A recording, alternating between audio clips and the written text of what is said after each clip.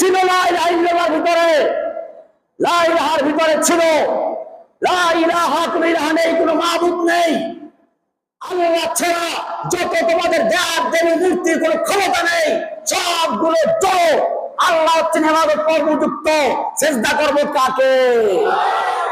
না অন্য কাউকে? হুকুম মানবো কার? সৃষ্টি যার, হুকুম চলবে কার?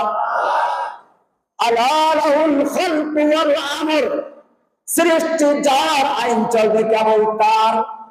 মক্কার কুফাররা বুঝতে পেরেছে লা ইলাহার মানেটা কি। লা ইলাহার মানে হচ্ছে আমাদের খাজা বাবা বাপ, লেংটা বাবা বাপ, মাজারওয়ালা বাপ, দরগাওয়ালা বাপ।